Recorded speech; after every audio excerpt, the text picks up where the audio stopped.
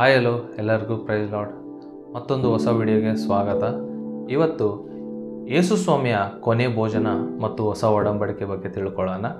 ಬೈಬಲ್ನಲ್ಲಿರುವಂಥ ಲೂಕನು ಬರೆದಂಥ ಪುಸ್ತಕ 22ನೇ ಅಧ್ಯಾಯ 19 ಮತ್ತು 20ನೇ ವಚನ ಓದುವಾಗ ಅಲ್ಲಿ ಯೇಸು ಸ್ವಾಮಿ ತನ್ನ ಕೊನೆ ಭೋಜನ ಶಿಷ್ಯರೊಂದಿಗೆ ಆತನ ಮರಣ ಹೊಂದೋದಕ್ಕಿಂತ ಮುಂಚೆ ಆತನು ಶಿಷ್ಯರೊಂದಿಗೆ ಮಾಡಿದಂಥ ಕೊನೆ ಭೋಜನದ ಬಗ್ಗೆ ಅಲ್ಲಿ ಬರೆಯಲ್ಪಟ್ಟಿರೋದನ್ನು ನಾವು ನೋಡ್ಬೋದು.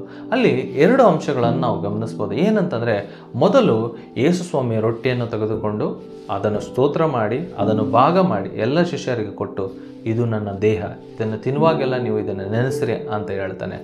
ಎರಡನೇದಾಗಿ ಆತನು ದ್ರಾಕ್ಷಾರಸವನ್ನು ನೋಡ್ತಾನೆ. ದ್ರಾಕ್ಷಾರಸವನ್ನು ತಗೊಂಡು ಅದನ್ನು ಸ್ತೋತ್ರ ಮಾಡಿ ಅದನ್ನೆಲ್ಲರಿಗೂ ಕೊಟ್ಟು, ಇದು ನನ್ನ ರಕ್ತ, ಇದನ್ನು ಕುಡಿಯುವಾಗಲ್ಲ ನೀವು ಇದನ್ನು ನನ್ನ ರಕ್ತವನ್ನು ನೆನೆಸ್ಕೊಳ್ರಿ ಅಂತ ಅಲ್ಲಿ ಹೇಳುವಂಥದ್ದನ್ನು ನಾವು ನೋಡ್ಬೋದು. ನಾನು ಈ ವಚನ ಓದುವಾಗೆಲ್ಲ ನಾನು ನೆನೆಸ್ಕೊತಾ ಇದ್ದೆ, ಯಾಕೆ ಇದನ್ನು ಯೇಸು ಸ್ವಾಮಿ ಒಂದು ಹೊಸ ಒಡಂಬಡಿಕೆ ಆಗಿ ನಮಗೋಸ್ಕರ ಕೊಟ್ಟ ಅಂತಂದೇಳಿ. ಕೊನೆ ಕ್ಷಣಗಳಲ್ಲಿ ಯಾಕೆ ಯೇಸು ಸ್ವಾಮಿ ಈ ಒಂದು ಹೊಸ ಒಡಂಬಡಿಕೆಯನ್ನು ಕೊಟ್ಟ? ಯಾಕಂದರೆ ಆಲ್ರೆಡಿ ಒಡಂಬಡಿಕೆಗಳು ಬಹಳ ಹಲವಾರನ್ನು ಮನುಷ್ಯ ಕುಲಕ್ಕೆ ಆಲ್ರೆಡಿ ದೇವರು ಕೊಟ್ಟುಬಿಟ್ಟಿದ್ದಾರೆ.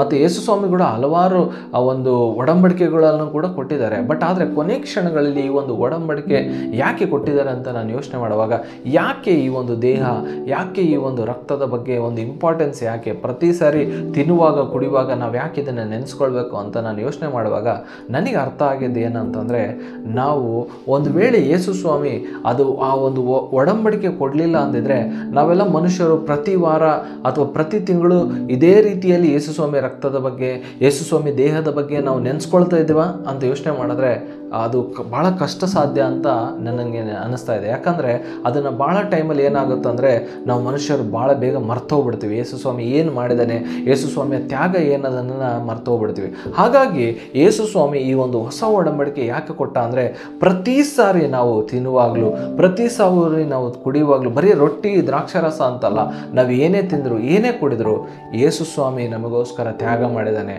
ಯೇಸು ಸ್ವಾಮಿ ನಮಗೋಸ್ಕರ ಬಲಿಯಾಗಿದ್ದಾನೆ ಅನ್ನೋದನ್ನು ನಾವು ನೆನೆಸ್ಕೊಳ್ಬೇಕು ಅನ್ನೋದನ್ನು ಆ ವಚನದ ಮೂಲಕ ನಾವು ಕಲಿತೀವಿ ಪ್ರಿಯರೇ.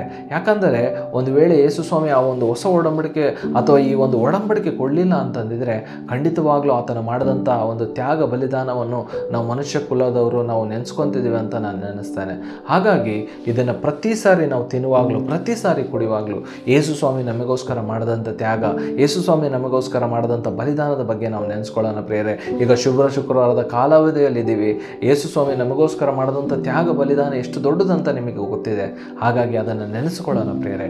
ಇಂಥ ಹೊಸ ವಿಡಿಯೋನ ನಾನು ನಿಮಗೋಸ್ಕರ ತರುವಾಗ ಅದು ನಿಮಗೋಸ್ಕರ ತಲುಪಬೇಕು ಅಂತಂದರೆ, ಅಥವಾ ನಿಮಗೆ ತಲುಪಬೇಕು ಅಂತಂದರೆ ಈ ಚಾನಲ್ನ ಸಬ್ಸ್ಕ್ರೈಬ್ ಆಗಿ. ಮತ್ತು ಯೇಸು ಸ್ವಾಮಿ ನಿಮಗೋಸ್ಕರ ಕೊಟ್ಟಂಥ ರಕ್ತ ದೇಹದ ಬಗ್ಗೆ ನಿಮ್ಮ ಅಭಿಪ್ರಾಯ ಏನಿದೆ ಅದನ್ನು ಕಮೆಂಟಲ್ಲಿ ತಿಳಿಸ್ರಿ. ಮತ್ತೆ ಹೊಸ ವಿಡಿಯೋದ ಮೂಲಕ ನಿಮ್ಮೆಲ್ಲರಿಗೂ ಸಿಗ್ತೇನೆ.